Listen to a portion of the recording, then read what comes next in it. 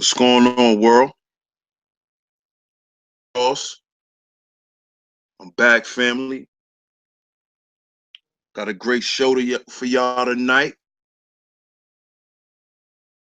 We back on Sheep Stay Sleep Live. Sleep Live. Y'all know me, DS1 Ross. Shout out to everybody, all the supporters. Shout out to people who gonna continue to support me and who has so far. Very, very much appreciated. Tonight got another great show. Tonight we're gonna be talking about group economics, financial literacy, and the 70-30 rule with Brother Rob. Shout out to the brother. He has a great PowerPoint that he shared with me at one point, and me and him chopped it up, and I definitely felt like this is some information that should be brought to the family. So I'm definitely going to be dealing with that tonight, family. So tuning in again, and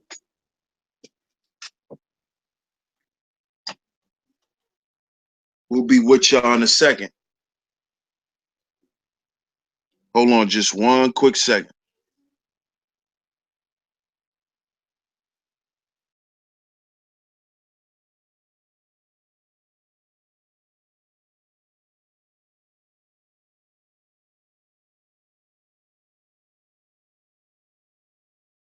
Okay, fam, I'm back.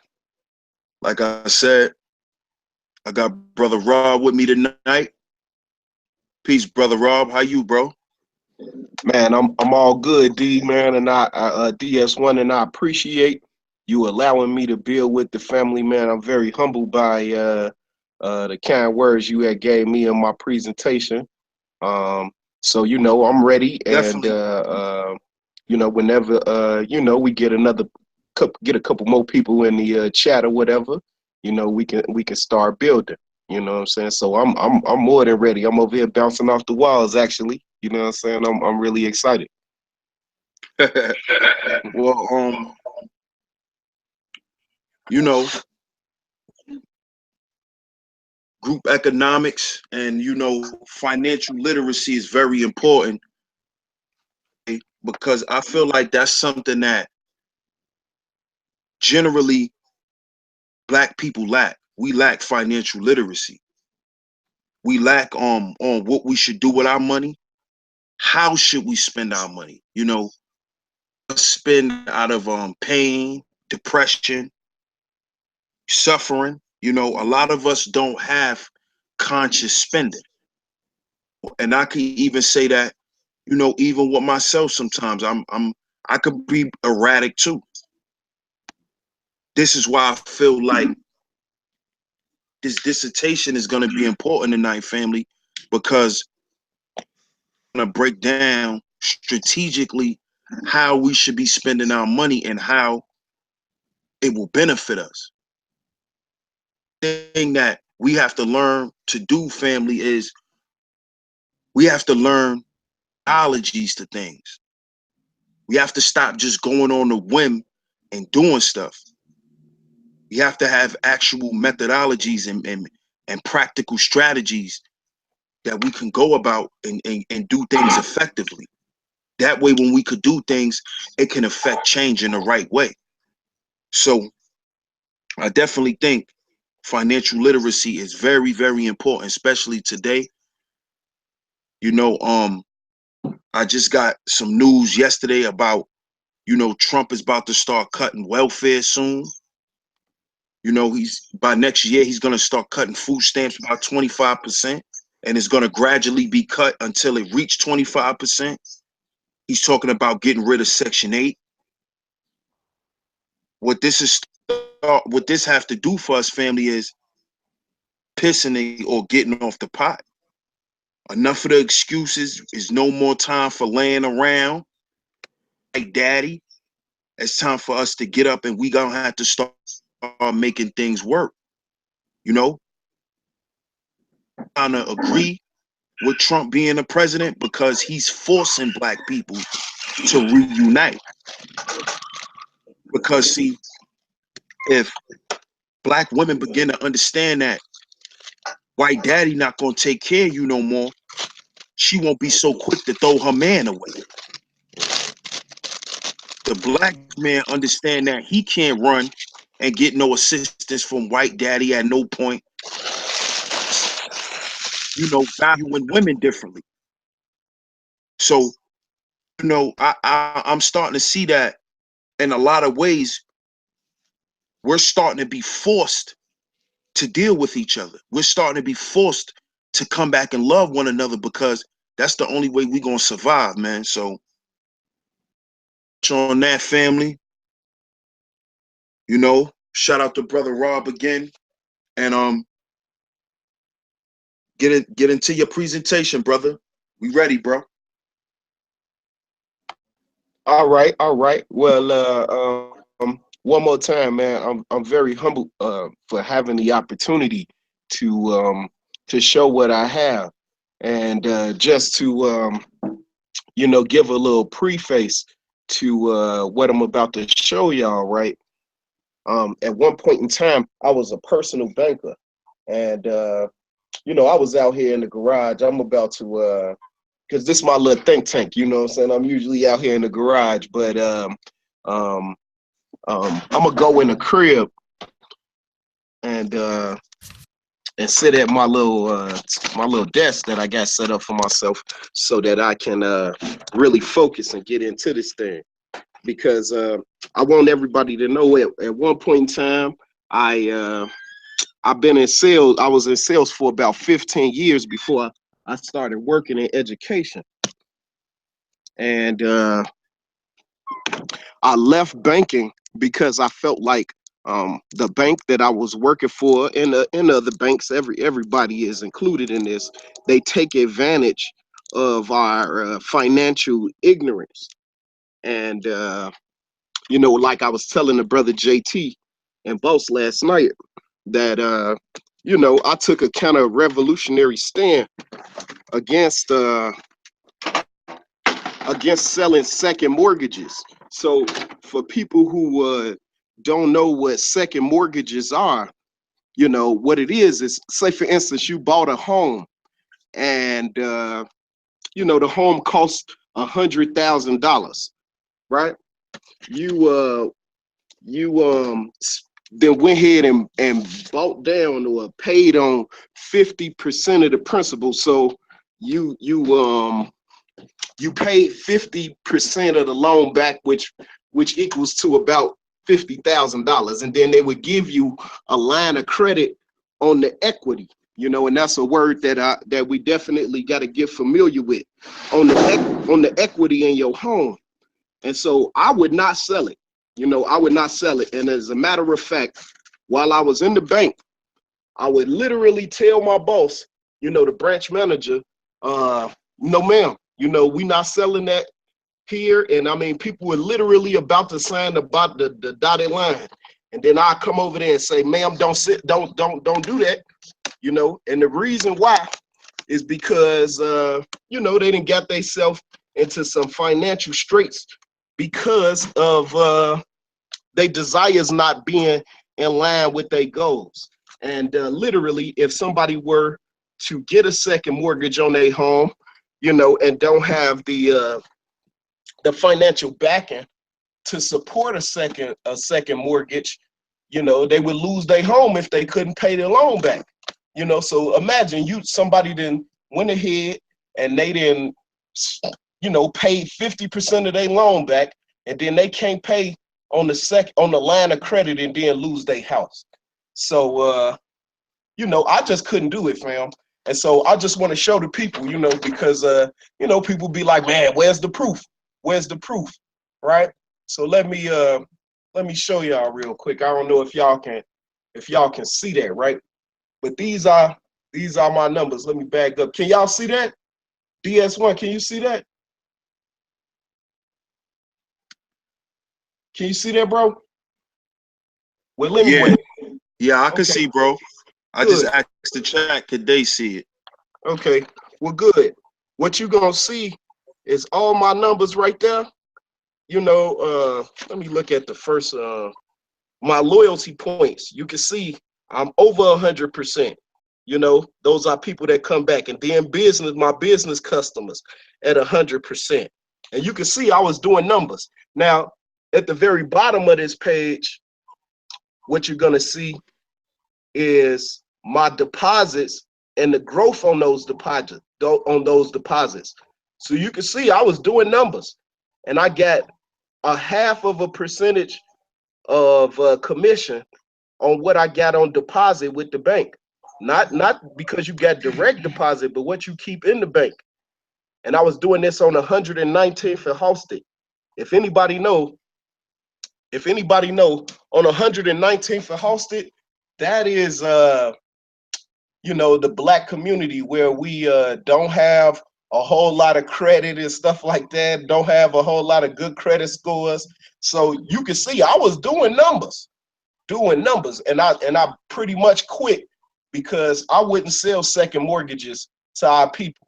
And then that's what led me to education. So, like I said, I was in sales for 15 years. Now I sell education. That's what I sell. But this program that I'm about to show y'all, and I'm about to start sharing my screen in a second. This program that I put together was for people who were in bankruptcy or just needed a basic financial plan. So here I go. I'm about to go ahead and share this screen, and y'all bear with me. All right. Boom, there we go. And so now I'm good. Y'all can see it. Just want to make sure everybody can see it before I start talking and everything. Everybody can see it. This one. All right, bet. The 70-30 rule, and it's basic money management and rules and tools that you got to follow. You gotta follow. All right. So what is it? It's a financial plan that's designed to aid individual wage earners, traditional household wage earners, and business owners with a basic and easy to follow money management strategy. That's what it is. It's a strategy. It's a strategy that you would employ with your money. All right. Crap. So why the need for a plan like this? Everybody needs to have a way to manage their money. So let's say, for instance, you not Black Power, you ain't, forget all of that. Look, we need to focus on practical solutions, and once you got a practical plan on what to do with your money, your lifestyle gonna be better. Next point, the community can thrive if those that are in the community are financially secure. So, if you want to build a strong Black community, the first thing that we have to do is build strong Black families. We have to build strong Black families. And then once we build strong Black families, then we can build strong Black communities. Then we can build strong Black, think tanks and businesses. And then we can take those businesses and make them nationalized. And then once it's a national business, then we can go and make it international, Pan-Africanism, right? The next point, no one will fix the problems we see in our community. This is something that I share with my students all of the time. Nobody know your problems better than you. So you are the person that's in a position to fix them. You the problem and the solution at the same time. You just have to change the way you think. Next point, the need for aggregation of our economic resources is paramount. What is aggregation for people who, might not know? It is just basic collectively us putting our money into a pot to fund a certain purpose or program, right? Very basic. Next point, very, very basic. We are stronger together. If you fall off and I'm still winning, that means I can help you so that you can start winning. And then if we both winning, we stronger, right? Last thing, our kids need to see that they are included in our plans for the future. You have no idea how difficult it is to get a young black person here in Chicago to be, I'm live right now, baby, to be focused on education so that they can check a bag. They're not going to check a bag if they not focused on education. So say, for instance, you are a surgeon, right? But you don't have anybody coming to get surgery. Guess what, fam? You went to medical school and you're not going to make any money. You know what I mean? You're not going to make any money because nobody's going to come and have surgery. You know what I'm saying? Whether you're a dentist, you know, an orthodontist, whatever. You know what I'm saying? So our community, our kids need to see that they education, right? They education will get them to the point where they can check a bag. All right. So now I'm about to start breaking down the 70-30, right? The 70 part, right? Everybody in the community needs to learn how to live on 70% of what they make. I'm gonna repeat it. Nobody should be spending more than 70% of what they make. Our counterparts can live on 30-40% because they have trust funds and multiple streams of income.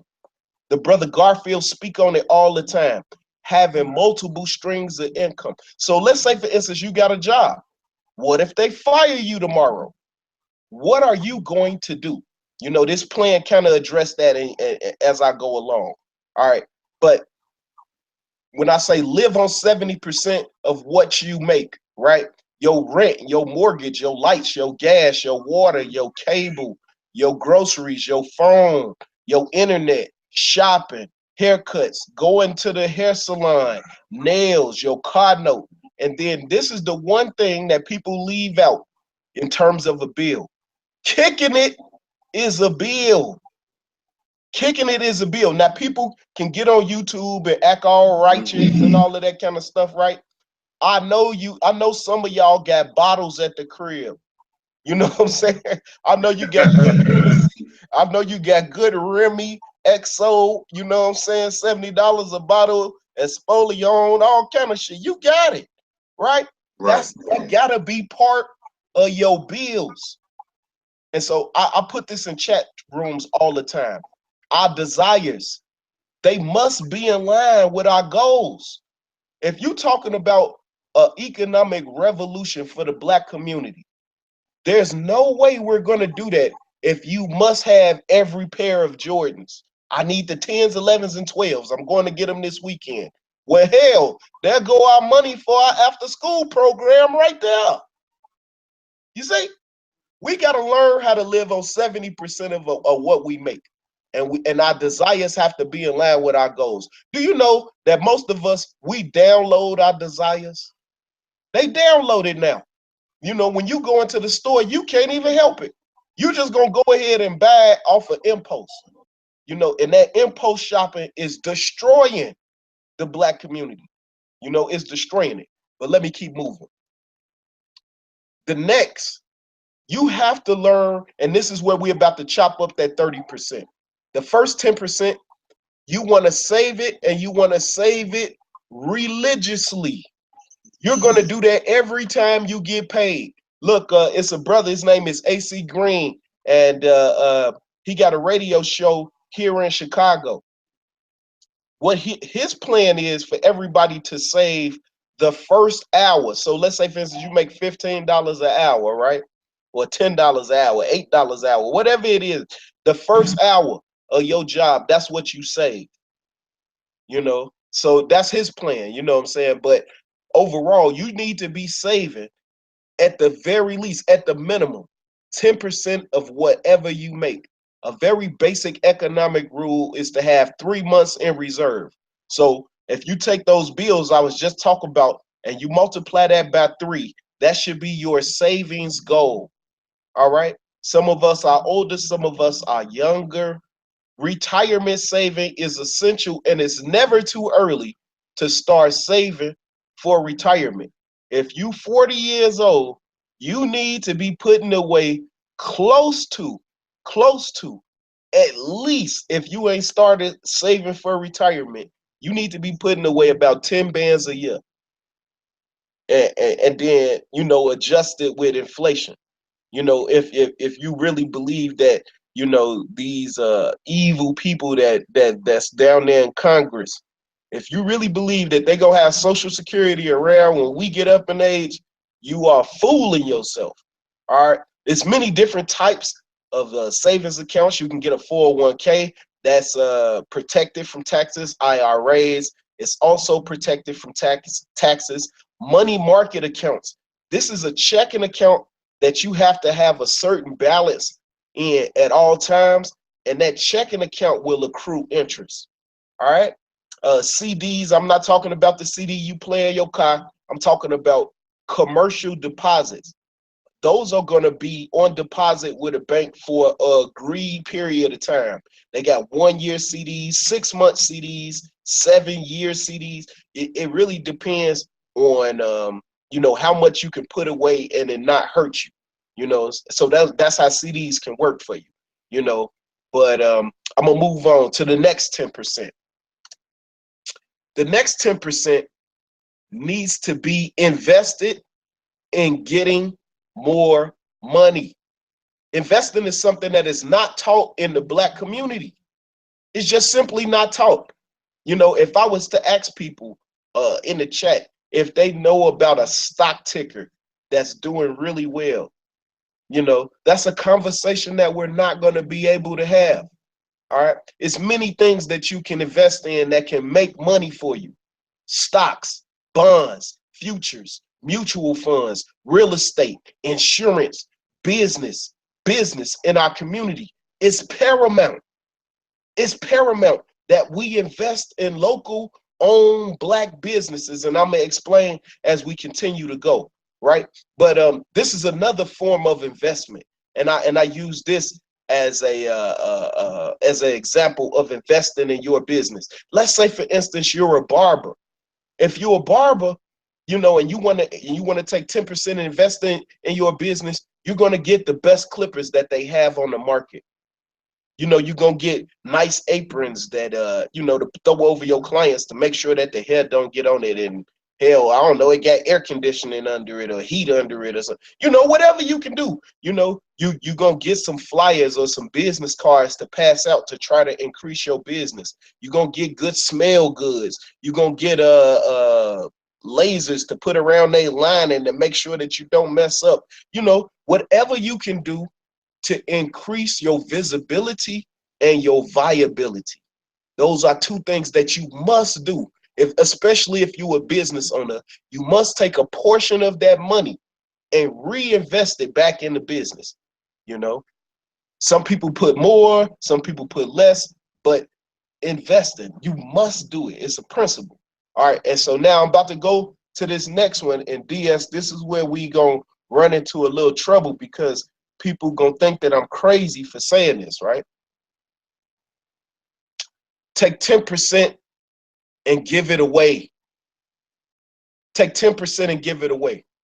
Brother Rob, your ass crazy. I know that's what they saying in the chat right now. I ain't looking at the chat, but I know they're like, man, get the fuck out of here, right? It's the spirit of reciprocation, right? Reciprocation. You ever go to the mall and got them double doors, and then you open the door, and then when they go to the next door, the person opened it for you. Didn't nobody tell them to do it. They just opened it because you opened the door for them. That's reciprocation at work. It's real, and this 10% that we gonna give away. Here go a caveat for people, right? It can reduce your taxable income. Let's say, for instance, you make $30,000 a year.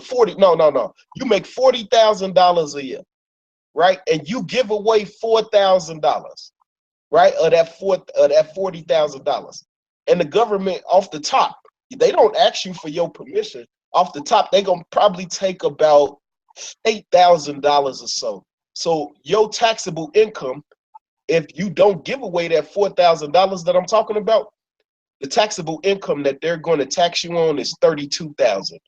If you give away $4,000 though, like I'm proposing, right? That drops you to a completely different tax bracket. And now you're gonna check a bag come January. I mean, you know, here in Chicago, we call it grown folks Christmas, right? When they get their tax return, you know what I'm talking about? And everybody in the mall balling out, getting them Jordans and good furs that they only can wear for another month or so. You know what I'm talking about? Yeah, but the other 10%, right? Some people call it tithes and offering. You know, they go to church and they give away their tithes and offering. You know, if that's what you into, I mean, you know what I'm asking that you don't do. Don't give Reverend Porkchop the whole 10%. You know, give Reverend Porkchop 5%, and then take that other 5 and put it into some neighborhood program that you already see making changes and helping kids. Because like I said earlier, our kids have to see, that they are included in our future plans. The last point that I want to make this relevant to the fam, right? It will eliminate traditional banks as the first option and sometimes only option if we're trying to open business. It is very difficult. It's very difficult to fund a revolution asking your enemy for the money. You see? You see? And when we go around, we got our hand out, we looking in the sky, we praying, we doing our duas, and man, bro, we got the money. We got the money. And I can further break it down, but we already got the money. We already got it. Look, right? So just to kind of give you a breakdown one more time of this 70-30 rule, you know, and I try to keep it super simple and practical. You know what I'm saying? 70% of whatever you make, you got to learn to live on it. You got to learn how to live on 70% of whatever you make. And please, everybody, kicking it is a bill. That's what it is. Kicking it is a bill. You know, think about it. You're going to go to the club, right? You're going to get a haircut. You're probably going to buy a bottle. You're going to probably go buy a 3-5. You got to buy a couple of blunts. You got to put gas in the car. When you're going to have a drink before you get there. Then you're going to have a drink when you go into the club. You probably going to buy that young lady a drink. You know what I'm saying? You know, people got habits. You might go and buy you a pack of squares. Before you done came home, fam, you done spent $1.50. You done spent $150. You know what I mean? So you got to factor that into your bills, right? Save 10%. 3 months reserves is a good savings goal to have. And then it's never too early to start saving for retirement. We need to learn how to invest. You know, it's a brother. He got a stream on here. It's called. Dang, I'll give y'all. I'll put it in the chat. I can't think of the tagline, but he got a YouTube page and he talk about stock market investing. But investing, it's important that we do that. And if you want to see some change in your community, you must invest in your neighborhood. You got to do it. And then once again, 10%, take it and reciprocate it. We have to fund our own vision. The enemy is not coming to help us. They're not coming to help us. If they was going to help us, they would have helped us when Booker T. Washington was around. They would have helped us when Martin Luther King was around. These brothers, they wasn't saying kill Whitey. You see what I mean? They were trying to work with him. And if they was going to work with us, they would have been worked with us. They're not going to work with us. We have to work with ourselves. All right? And then if you give away that 10% like I'm proposing, you're going to reduce your taxable income.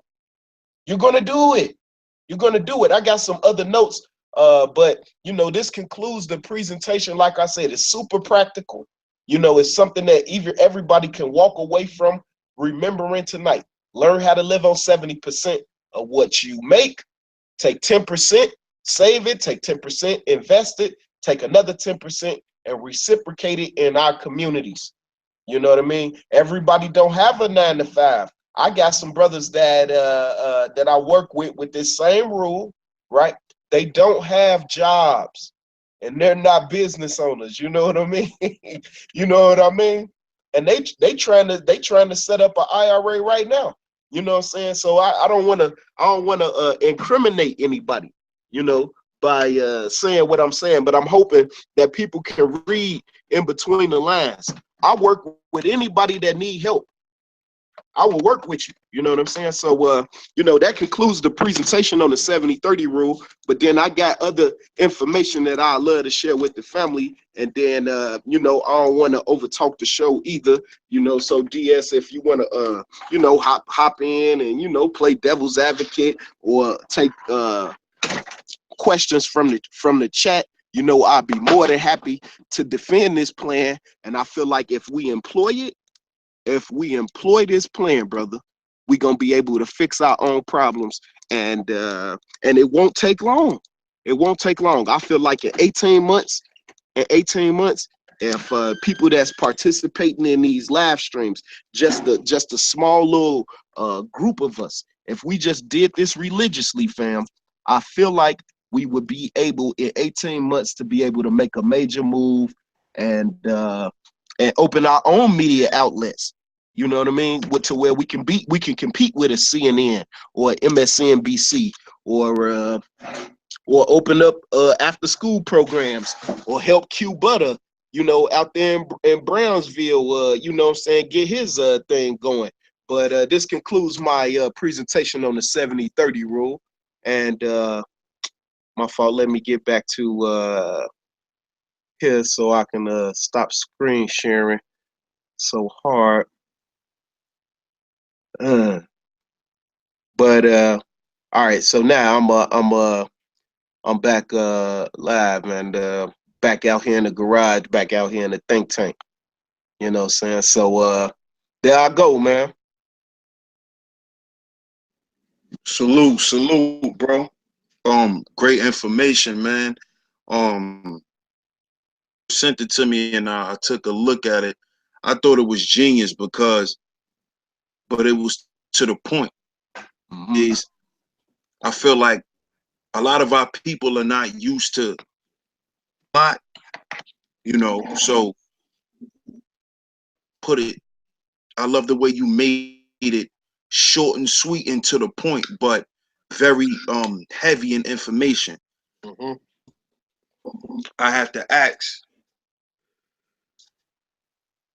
Yes, sir. So thinking in terms of how our people think, what makes you feel that live off the 70%? Most of us, we live off 90% of our paycheck, barely save anything. We end up broke. So we basically fulfill that stereotype of a job meaning just over broke because the paycheck. Why do you think that hard for us to live off the 30%? Yes, sir. My bad. Yeah, no the problem. 70%. Why do you think? That is a very good question. The sister, her name is Dr. Joy DeGruy. She talks at length about the post-traumatic slavery disorder.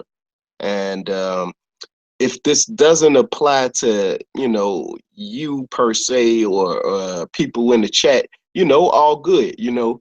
But one of the reasons is our insecurity because we are Black, because we are oppressed, you know, because we are oppressed. What we'll go out and do is show people, you know, that hey, I'm winning, you know, hey, I'm somebody, you know. And so, you know, look at my Jordans, look at my Burberry belt, look at my, you know, look at my Gucci, you know, jacket. You know, I mean, I seen a girl, she had Prada, she had some Prada glasses, she had a Michael Kors hat, a Michael Kors bag. And I mean, the sister was sharp. I don't know where the dress was from, because I asked her about her bag and her hat, and I thought, because it was so original, I'm thinking to myself it had to be somebody local that maybe she bought it from, like from one of these boutiques or something, right? But when the sister told me that, I looked at it and I said, well, goddamn, she got on $1,100 worth of clothes. You know what I mean? And so what we doing is we're trying to legitimize ourselves as somebody to respect by buying these labels and living outside of our means. And that's one reason. The second reason would be, just financial ignorance. If you and your wife together, or you and your partner together, y'all make $80,000 a year, it's probably not a good idea to go and buy a $500,000 house, to live next door to some people who don't even want you there. You know what I mean? Like, man, we want to move out the hood. We want to move out the hood. We need to stop thinking about that. Stop thinking about moving out the hood, and make the hood someplace to live. Make the hood someplace to viably live. Make the hood someplace where this is where people want to come. You know and I mean, those are the two major reasons: ignorance and insecurity. Those are the two major reasons.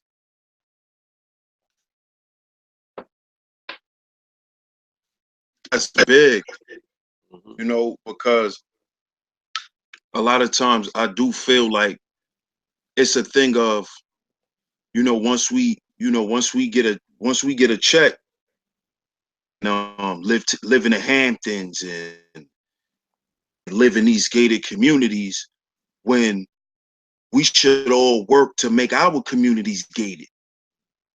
So, what you saying is a big thing. Mhm. We Mhm. feel like we suffer from that syndrome. Absolutely. Joy DeGroot too.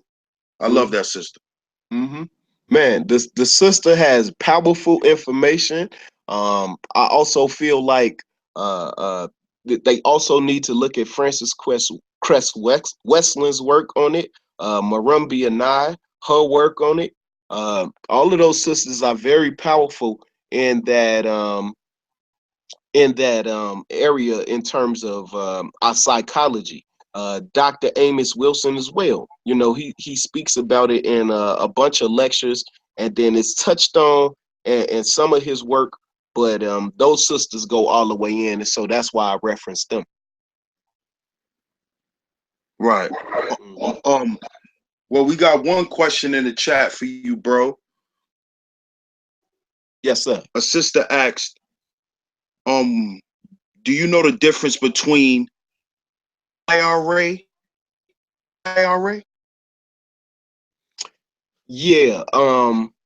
A plain IRA is an IRA that you cannot borrow from without catching that. It's a 27% penalty that they'll put on the money that you take out. So, a plain IRA, you though that would be money that you wouldn't want to touch until you get, up in age 65, 67 and a half, in that area, um, but a basic IRA, I mean the other IRA, that's an IRA that you can that you can take money from without penalty. But then keep in mind that it's supposed to be for retirement, so you shouldn't be touching that money anyway. That when I'm talking about saving money, what I'm saying is that money is money that you should forget that it's there. You should forget that it's there because it's savings. You see what I mean? You got to save money, and the only way it's gonna be savings is if you don't spend it. You know. Right. That's So that's well, I guess that was something that we really needed to know, because older people who borrow off of their things, and that wouldn't be smart. So, sis, if you still here, the brother said IRA, you have a 20%, 27% penalty to borrow off of it compared to a plain IRA penalty, but you shouldn't spend off of it anyway because it's for your lifetime savings. Mm-hmm. You're right, brother. Yes, sir.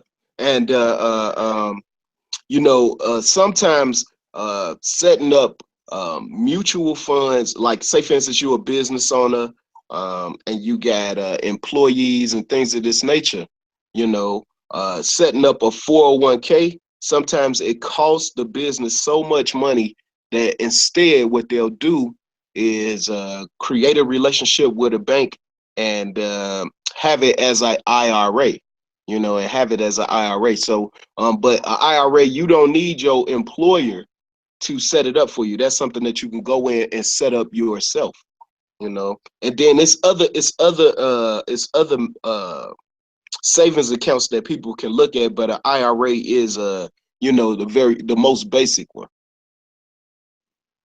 Right. Mm-hmm. And I noticed you said something earlier, bro, how you know a few brothers who's looking into investing and saving their money legitimately, a bit, bro, because a lot of brothers in the corporate world that are not necessarily in the working force, but they're actually entrepreneurs and things like that.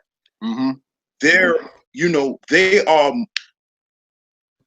I feel, to spending way more than the 70% that they need to, because they have an access of, free money, basically.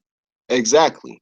So could you go into how some ways those type of brothers could get into legitimate spending and saving? Because I feel like, a lot of them type of people can really help our community. Mm-hmm. Mm-hmm. Yep. And so I got, you know, is one of the guys from the area, you know what I'm saying? And I'm what I'm doing is I'm just helping him find different ways to invest money that you know, people know is illegitimate. It's illegitimate money. So what I done did is I done had the brother go and get a car dealer's license, right? And then he's also a paper buyer. All right. So this is what it is. You know, the sister, she wanted to open a bar, but she didn't have the money to get the liquor license. So he puts up the money for her to get the liquor license. She opens the bar, and then he gets a percentage of what she makes after she has clear agreed profit margin. So what it is that the sister, you know, she just recently opened a bar here in Chicago, you know, and the man, you know, put up the money for her to get her liquor license, you know. And so right now the agreement is once she done made 6,500, right, he's gonna get 30% of whatever she make above 6,500. You know what I'm saying? And that'll be for the next 2 years. You know what I mean?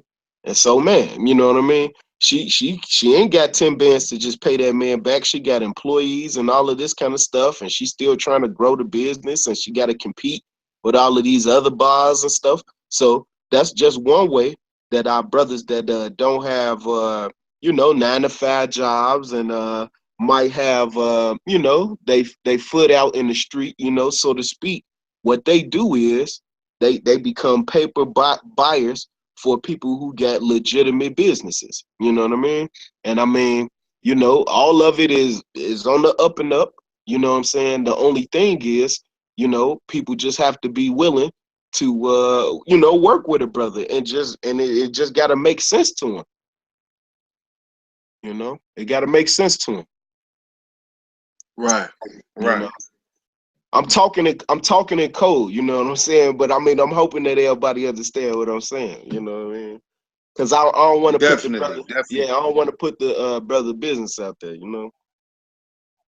Oh, definitely not, bro. But Yeah. I think the people get it in the chat.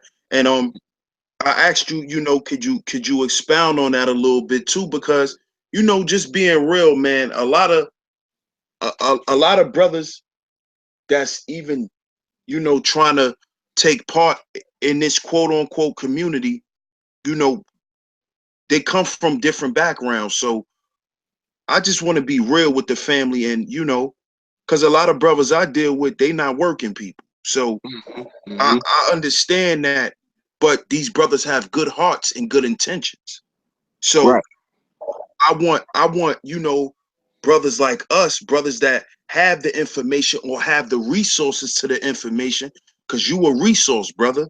Mm-hmm. You know, so we need to be able to get that information to those brothers so they could start making those moves. So you know they can make that transition. Exactly. Because everybody know what it is when you in the street, bro. You know what I'm saying? Eventually, you know what I'm saying? You gonna get caught. You know what I mean? So it's always better to have a backup plan and a transition plan. And so that's what I provide to the brothers who, you know, that's looking to because some of these brothers got families, some of their kids Mm-hmm. go to my school, you know what I mean? And so man, I don't judge them brothers. I mean, what they do is what they do. You know what I mean? I'm just trying my best, what I'm saying, to help them out and make them and make the next generation, make them as powerful as they can. You know what I'm saying? However they got the ill-gotten funds or not, you know what I mean? Right, and that's big because you being from Chicago and I'm from New York, and I noticed how a big of an influence Chicago have had on the world with this drill music.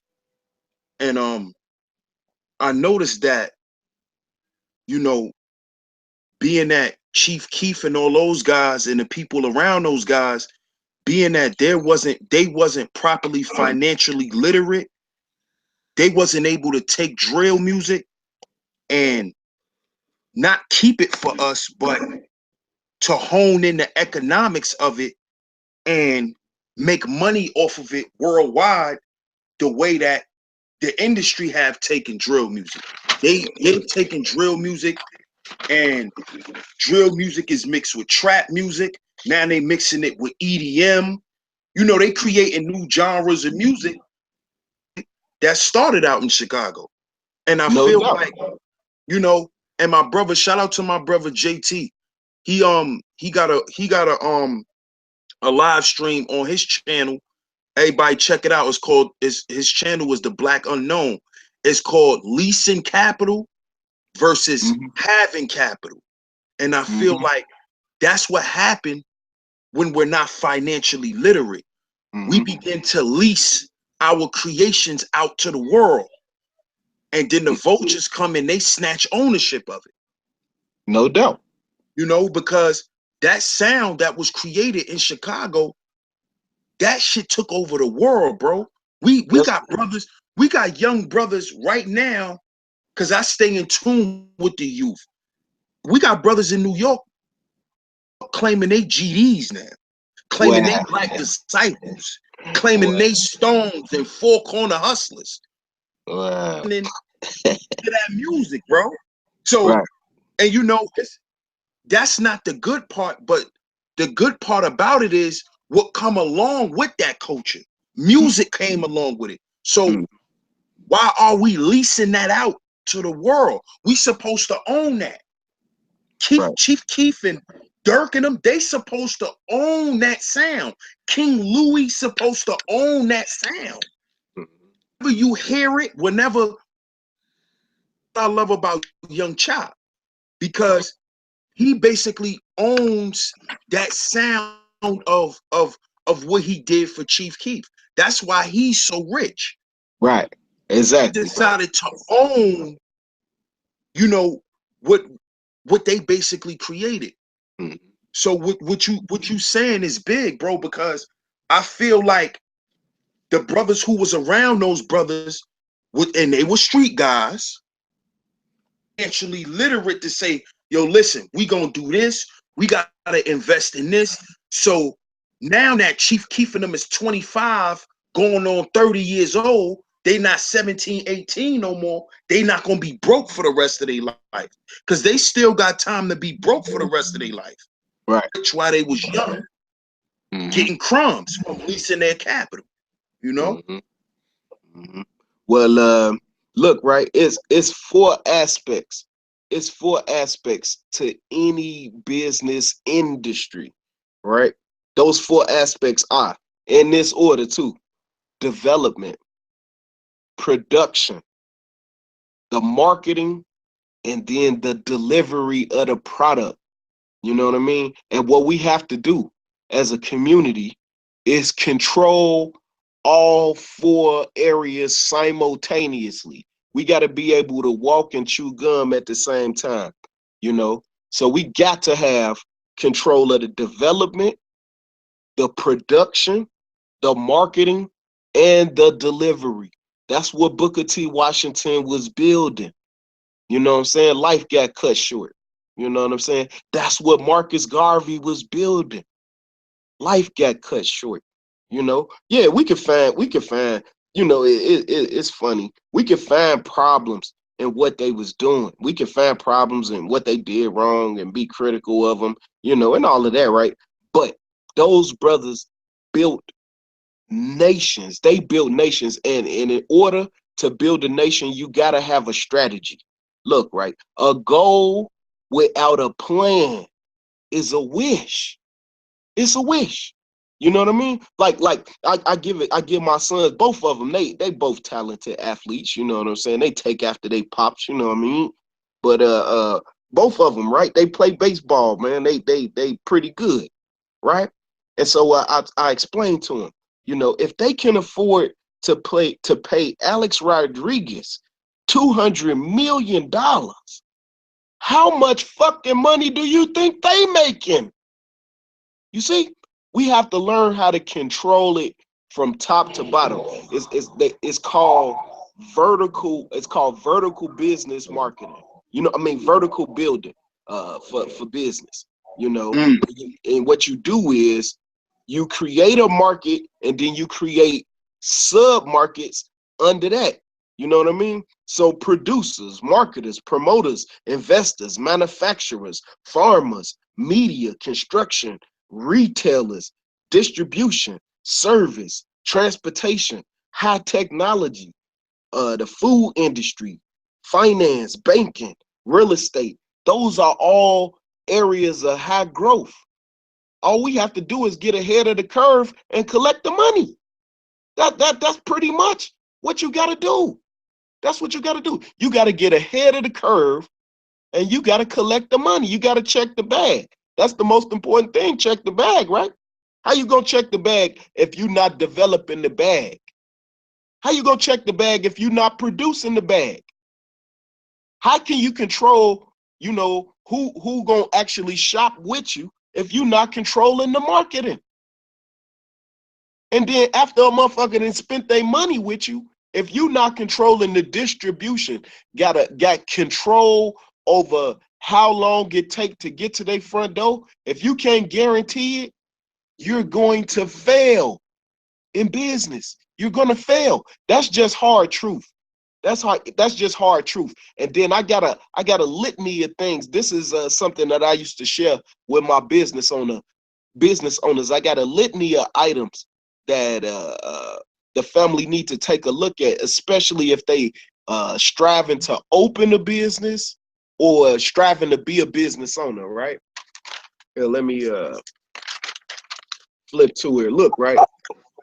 This the reason why black my fault, DS. My fault, DS. I was about to go on a tangent, but let me fall back. Go ahead, bro. All right, well, bet. These are some of the reasons why black folks' business fail. Number one, right?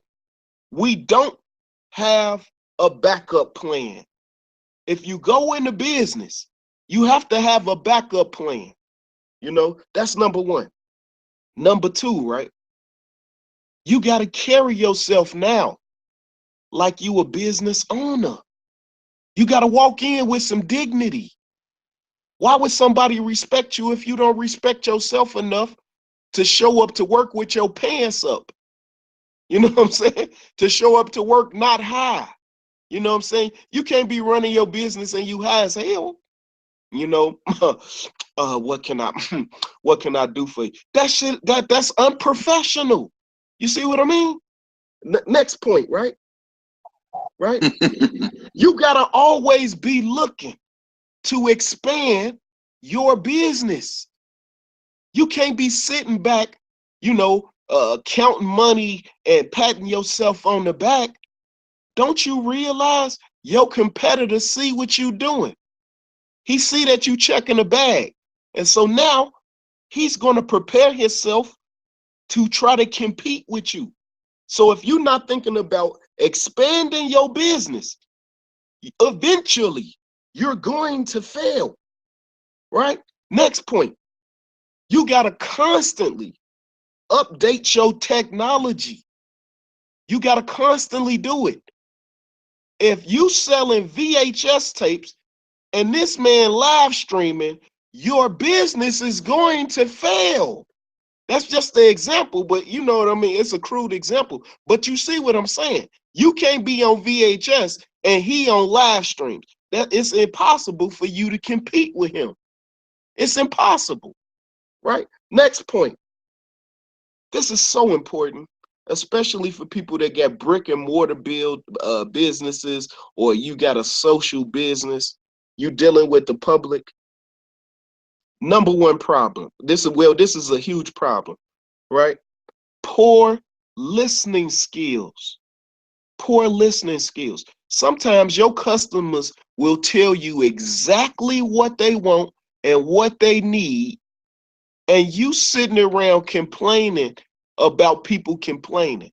They telling you what you need to do in order to get their money so that you can increase your bag, and you go sit there and complain about them complaining. It's ridiculous.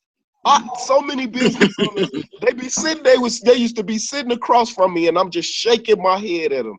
Like, damn, the lady told you that if you would just put a little more salt on her fries, she'd come and shop with you every day. And you talking about her blood pressure. Lord have mercy, Jesus. But anyway, all right, keep it moving. Overcharging. Overcharging. Look, I can understand you want to check a bag as soon as you open a business. Man, hey, I got $500 gym shoes, and you should shop with me because I'm black. Are you some kind of goddamn fool? Are you a fool? That's the question that I ask people. Are you outside of your mind? You can't overcharge people going in. You got to keep your prices low so that you can be competitive with your competitors. People not gonna shop with you just because you black. You got to show quality first. All things must be equal. And then once your burgers are just as good as everybody else's burgers, then people will shop with you just because you black. But you can't have burgers that's half cooked and think people gonna still shop with you, because throwing up the fist. Come on, brother. No, it ain't come on, brother.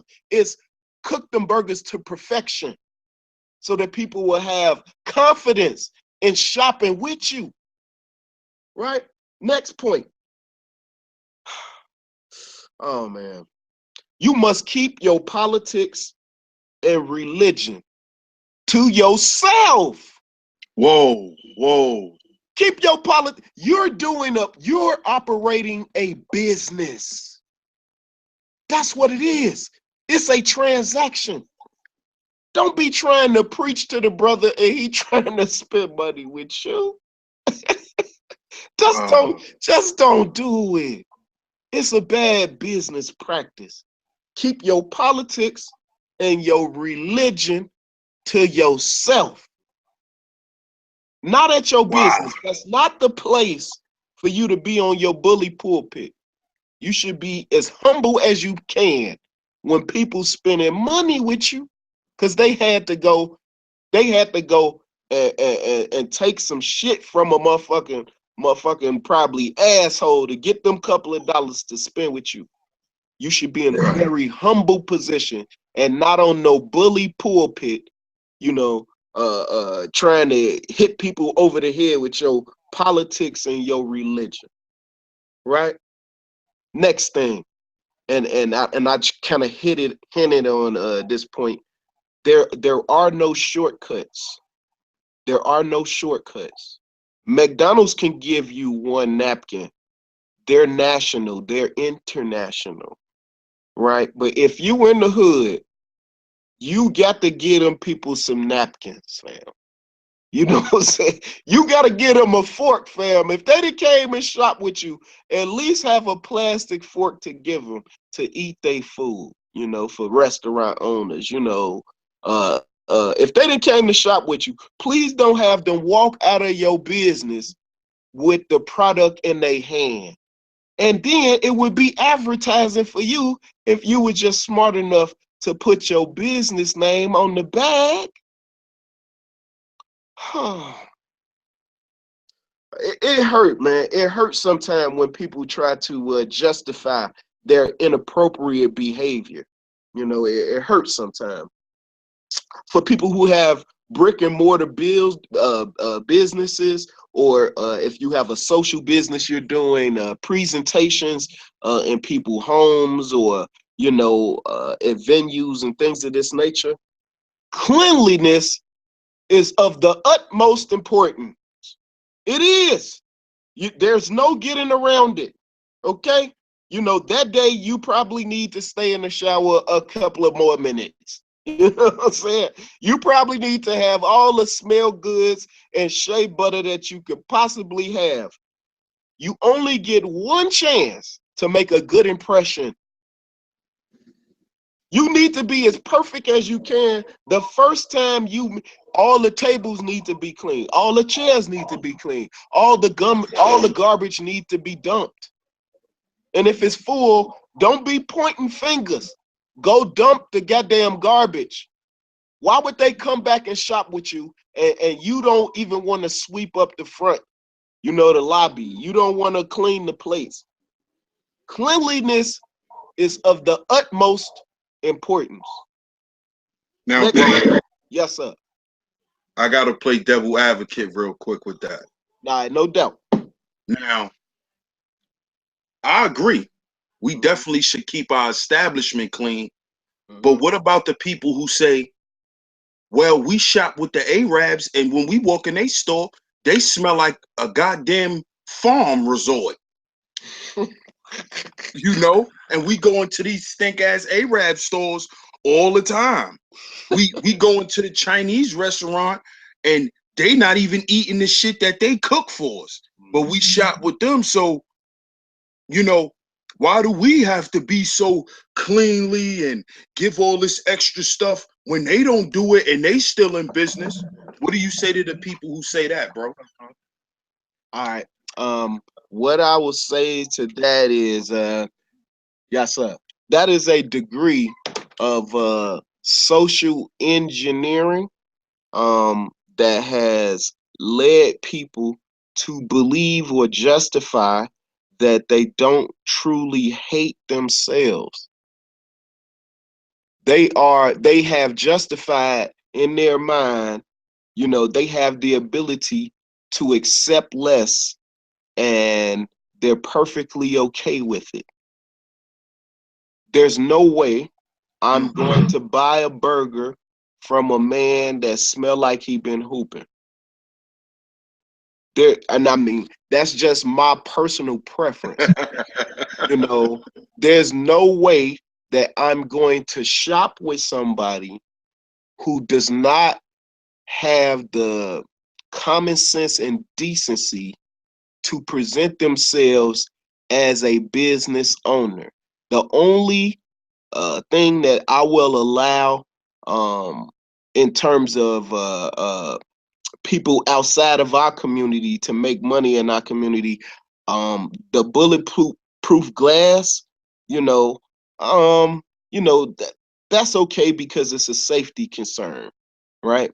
But if your store smell like you done mopped it with a sour mop, you know, as soon as I open the door, I'm leaving back out, you know. But our people, somehow, some way, we have justified our inappropriate behavior. Number one, we're spending money with someone who does not spend money in our community, does not invest in our community. All they are really there to do is make money. We turn a blind eye to the money that they're making, you know, and take our frustration out on our brother. And this is what leads to that self-hatred when a black business open. Man, the Arabs got it down there for 5 cents cheaper. You see, and that self-hatred and that inappropriate justification that they've done. So that it's a combination of two things: social engineering, to where we are able to accept less and justify it, and then you couple that with the self-hatred that we all embody, and you know, people can say that they free, and you know, and they so super conscious that they don't have a degree of self-hatred. But I mean, that's not the truth. You know, if you walking down the street at 2 o'clock in the morning, there's a brother across the street with a hoodie, you know for a fact that you gonna think that that's your enemy. You know what I mean? You know that. You know what I'm saying? And I know that. I mean, let's just not, play games. I mean, if we gonna be real about it, that degree of self-hatred is why we have the ability to accept less from somebody who, in their actions hate you, but you still have the gumption to spend money with them. It's you know, cognitive dissonance and self-hatred mixed together, because economics, that's a social action. People need to understand that economics is a social action. You know what I'm saying? It's not just you pull the money out your pocket and it's a function of, whatever. No, that's a social action. It's a social action. So I know I was long-winded, but I needed to make sure that that point is clear. You know what I mean? But yeah, I thank you for playing devil's advocate. Yeah, bro. I have to, because that's how our youth is nowadays. They'll listen to us and they'll just come up with these, with these devil's advocate type of questions, just to see if and I think the youth do that just to see if we gonna stand firm in our point. Yeah, But no doubt. I say that too, because what is it gonna take for us to stop supporting these other groups, and to stop funding our own oppression? Because the other part to this show is group economics, and I feel like we're going towards that way, where I noticed that you don't see too many other groups even supporting black businesses. Like you won't catch a Arab in a Caribbean restaurant. He don't want oxtails and peas and rice. Right. But a West Indian guy will go eat some, chicken over rice, or go eat some lamb gyro or something like that. So is it really, can we say that culture plays a big part in group economics too, and the way we spend too? Because I notice other groups who have their culture intact, they don't even seek to go and support other businesses. Yeah, no doubt. Here in Chicago, if you go to Chinatown, right? Every business in Chinatown is owned and operated by an Asian. Look, right? Even the mail delivery, they have a central location in Chinatown that the post office delivers to, and then an Asian person is the person that go door to door and drop the mail in the shoot. This is not a joke. I'm not making this up. Anybody that's from Chicago know that I'm not lying. And then here's another caveat to that, right? In Chinatown, You're not gonna find a Harold's Chicken. You know, if anybody who who know anything about Harold's Chicken is good ass chicken here in Chicago. If you come to Chicago, make sure you get some Harold's Chicken. You want to get 6 wings with mild sauce. You know what I'm saying? You don't even want it on the side. You want it on the chicken. You know what I'm talking about? And yeah, you're not gonna find a Harold's Chicken in Chinatown. You know, if you go to Greek Town, right? Every restaurant is owned and operated by Greeks. If you go to Germantown, every restaurant is owned and operated by Germans. It's just the truth. That's just the truth. That there's no getting around it. But look, right? Getting to the solution part of the thing. Solutions, right? Home ownership is paramount. If we really want to start our economic revolution, home ownership should be the cornerstone. Why, Brother Rob? Why home ownership should be the cornerstone? Right? Because your primary residence, normally that is the biggest investment that anybody is ever going to make. You know what I mean? That's the biggest investment. So what do you want to do? You want to own it as quickly as possible. And foreclosure, right? Sometimes things happen. Sometimes things happen. If people in the neighborhood would employ that 70-30 rule, you don't let a house foreclose in your community, because if it does, that means your property value is going to go down. And so our counterparts support their neighbors. That's what they do. They gotta trust. And then people go to the trust, borrow the money, and then once they good, right, pay the money back to the trust. So home ownership, it has to be paramount. It has to be first. You know what I mean? We first got to own the communities that we live in. We'll be more prone to cut the grass. We'll be more prone to show up to the PTA meeting, find out who the principal is in the grammar school, in your immediate area. Who's your alderman? Who's your city official? Who's your mayor? All of these types of things. And the reason why that's going to be important is because you're already vested. The next thing is going to have to be business owner density. Business owner density, right? So if we got a bunch of homeowners, the people who own the businesses in that neighborhood must be from that neighborhood. They must be. You see what I mean? And if the people that own the businesses that live in the neighborhood, what do you think they're going to do? They're going to try to make sure that that neighborhood, got people that live in it that's making some money so that they can come and shop with them. You know what I mean? That got to be paramount. You know what I mean? And then the next thing we got to look at, and these are all things that we can do right away. We can start looking at the numbers, start gathering the data, and we can start doing this tomorrow. You know what I mean? Find out how many homes in your neighborhood. Find out how many were foreclosed on. Find out who's the leasing agent for the majority of these homes. Is it banks? Is it a real estate agent? Is it a leasing company? You know what I'm saying? That's information that you can find out tomorrow. You know what I mean? And then from there, I'm sure it's a couple of empty, vacant businesses, right? Find out what businesses are replaceable. You know what I mean? That Arab that's selling tissue and toothpaste and squares, we can open a business just like his, and all we have to do is not shop there and shop at our shop. You know what I mean? And then boom, overnight, he goes out of business and we start making that money. Once we start doing that, guess what we can do? Start employing our own people. How the hell, right? How the hell are we going to change those unemployment numbers if we don't have businesses that can employ our own people, right?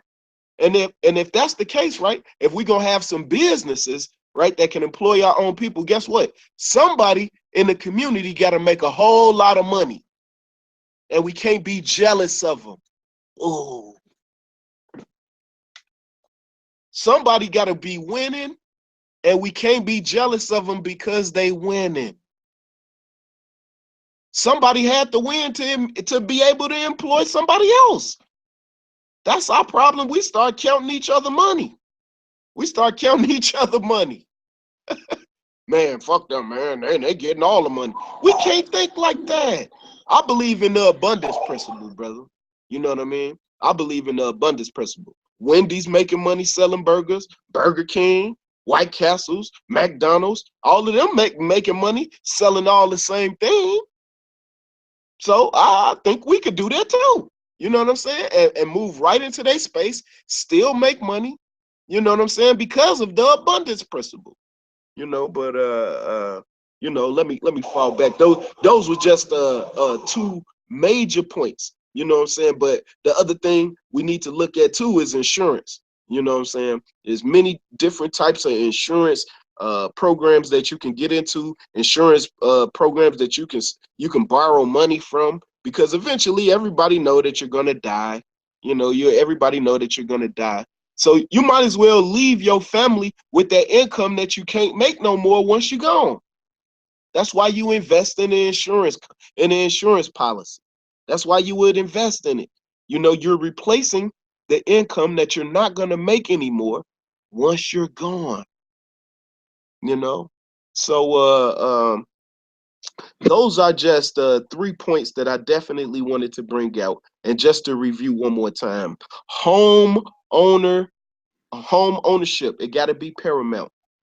Business owner density, the business owners must live in the community that they live in so that they can be financially vested, socially vested, politically vested in those communities. And then lastly but not leastly, everybody should be looking at some type of insurance product, you know, just so that eventually when you die, right, that you can replace that income that you're not going to be able to make, and you're going to do it for future generations to come. And if this generation of people, you know, around our age, if we all invested in insurance, you know, our kids, they're going to benefit from our sacrifice.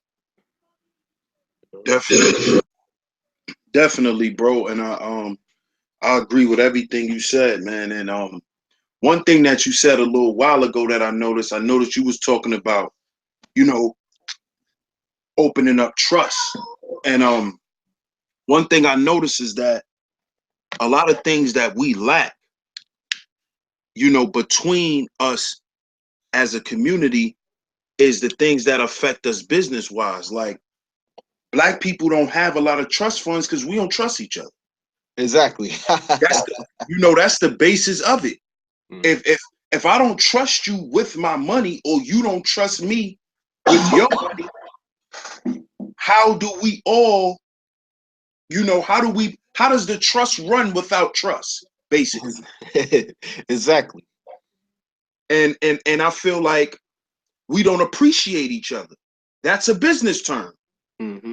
Our money depreciates because we don't appreciate each other. Man.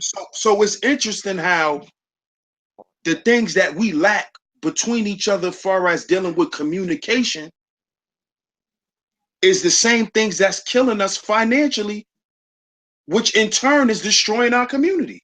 And why we don't have one. Because Black people don't have a community. We just exist. We don't have no community. Because we don't commune. Because we don't properly communicate.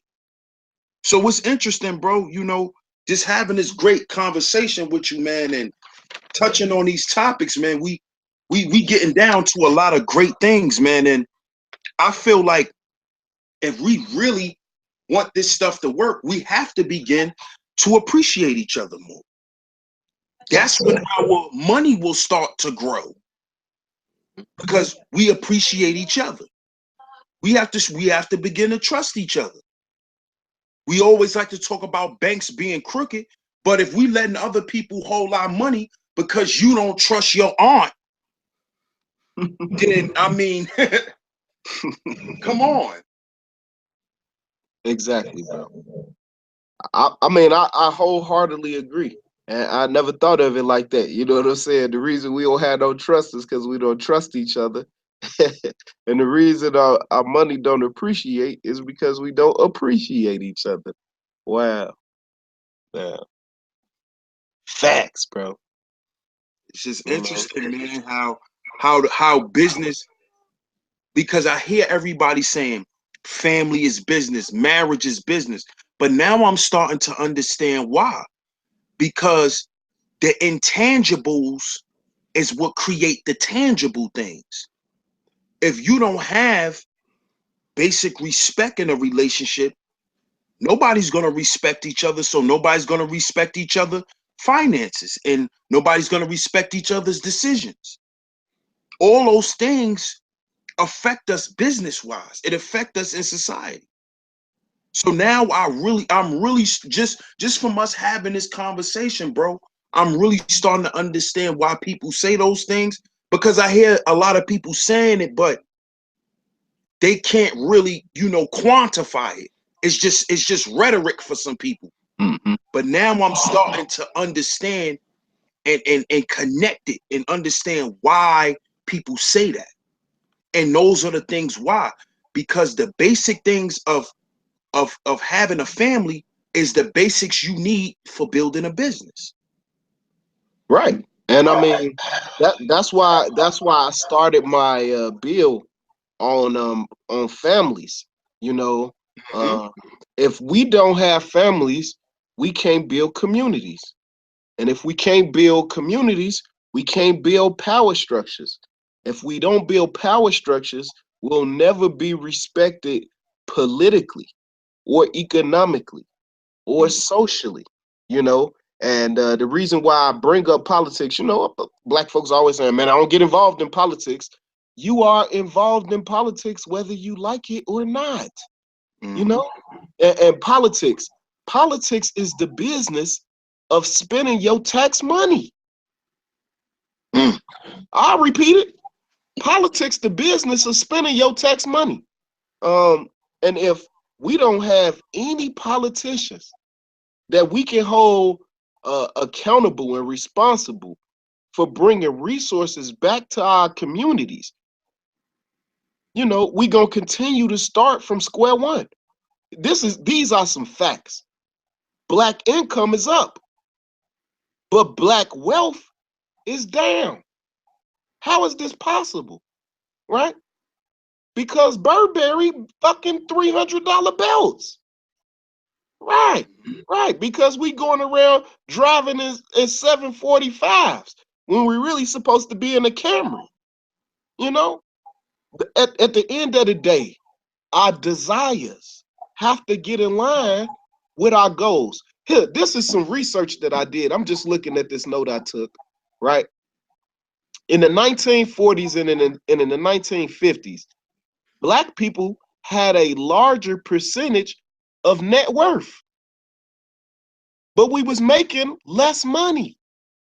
We was like 53% of them black people, right? They worked in people houses cleaning up and taking care of their kids. Yes, 53% of them. 53% of them. The reason why they had more net worth is because the money that they made, they invested it in homes. And that's why we was able to grow up in communities. They just after they passed that civil rights bill in 1968, right? It galvanized all white people. They stopped looking at themselves individually. I'm Italian. I'm Polish. I'm European. I'm this. I'm that. Right? And they just looked at themselves as a block. White. I'm white. You're black. You see? Right. And I'm talking about politically and economically, right? They already had the mechanisms in place, you know? Like if you want to be a pipe fitter, you have to join the union. The only way to join the union is to be invited by somebody that's in the union. So the Good Old Boys Network, that got busted up here in Chicago by Harold Washington. If you haven't heard of this brother, please do your research. His political machine is the machine that Barack Obama duplicated to become president. Those coalitions, he worked David Axelrod, who was Barack Obama's political liaison. He was in the leadership of his ascendancy to the presidency. David Axelrod was part of Harold Washington's political machine here in Chicago, and that's how they just duplicated what Harold Washington did on a national level, and that's how Barack Obama got elected.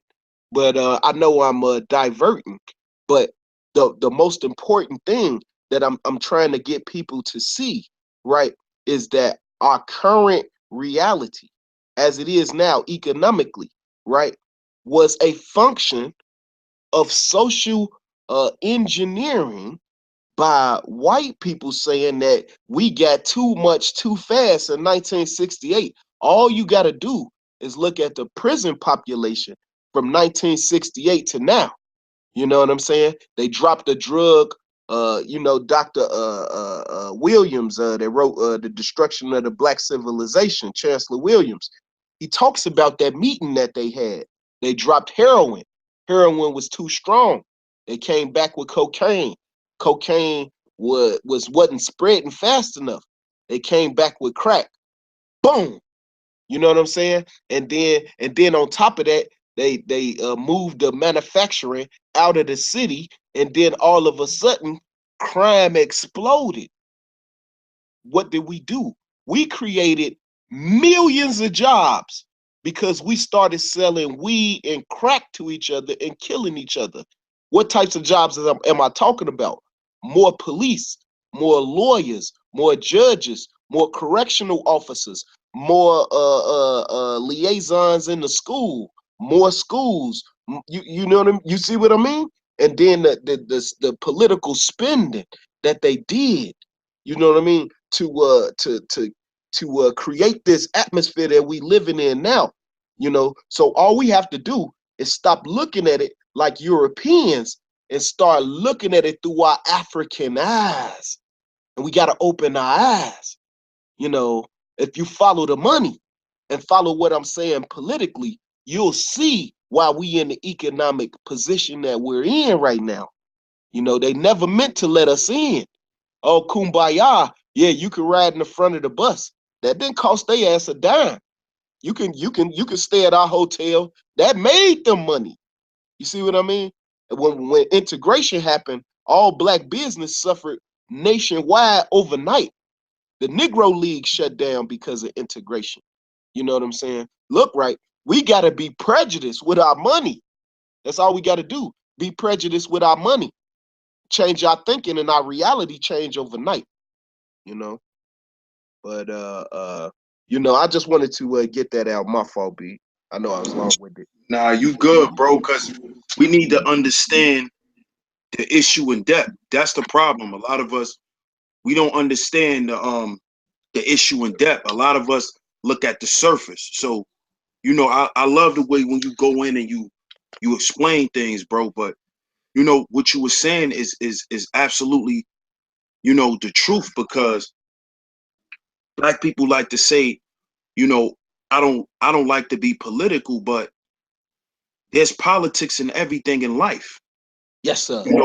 Politicking is something, we call in the black community, when we sitting around, and we in the conscious community, they call it building. In the hood, we call it politicking. I feel like nowadays black men shouldn't be sitting around and politicking about bullshit. Because there's politics even in the bullshit. So sometimes it's cool to sit back and just kick back and shoot the breeze, because a lot of times a lot of good bills come from us sitting around just bullshit, and I feel like we need to see that. We need to understand that everything we deal with, there's politics in it, man. It's because of politics. We got taxes on food, and instead of you paying 50 cents for a candy bar, you got to pay 52 cents. All of that's politics, man. Hell yeah. Like I said, politics is the business of spending your tax money. That's what it is. You know? So it don't matter if you want to be involved. Oh, I don't like it. You know? That none of that matters. You know what I'm saying? None of that matters. They still gonna spend that tax money that they got from your family. They still gonna spend it. You know? But you know, I mean that's just the bottom line. It's no getting around it. You know, Definitely. I'm a bottom line thinker, bro. You know what I'm saying? I think bottom line pretty much all the time. And my family, you know, sometimes they get irritated with it because I try to get to the point quick as hell. You know what I'm saying? I just try to get to the point. I ain't for all that fluffy talk. You know what I'm saying? What is it? How can we change it? Is it good? Good. Let's keep it. Is it bad? No, let's scrap it and keep it moving. You know what I'm saying? That's how I think. You know? And I think that's why me and you get along so well, bro, because I'm the same way. And a lot of times, you know, that can be troublesome for us, especially with our lady, you know, because Oh yeah. sometimes they be wanting us to listen and we be like, okay, babe, get to the point. All right, I hear you. But what are you saying? Right, right. Yeah, You know what I'm it saying? get me in trouble on a daily basis, you know what I'm saying?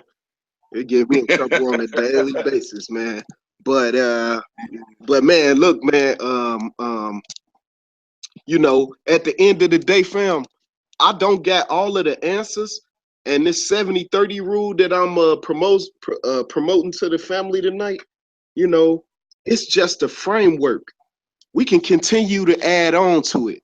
I'm just trying to put the framework out there so that we can all see that if we just take this one little practical approach to you know, number one, being prejudiced with our money, um, and then actually start funding things that we know we need, you know, then you know, I'd be more inclined to be even more involved on YouTube and getting my camera and getting out here in the world and you know, just trying to do more trying to do more than I'm already doing, you know what I'm saying? That's what I'm on, bro. Definitely, bro. And you know, I salute you, man, for coming through. You know, based on what everybody's saying, you bought, that presentation was needed, man. And when you first shared it with me, I definitely knew it was something that we needed because, you know, a lot of times we get caught up in theory dealing with this conscious community shit. And Mm-hmm. our heads get caught up in the clouds and then we end up sitting back not doing shit. So great show, bro. I'm glad, I was so happy I was able to catch up with you, the next day and get this out to the family because I definitely feel like it's important, not just for me and my family, but for everybody. Because we all trying to do better and we all need to be a resource to one another. Like I said, even if I'm not the resource, I know you, brother, and you a resource. So you're a resource to me. So I could be a resource to somebody else with your information, bro. So I salute you, brother, for sure, for taking Yes, your sir. time and coming through, man, and just giving us some of your light, man, because it's damn sure needed, bro.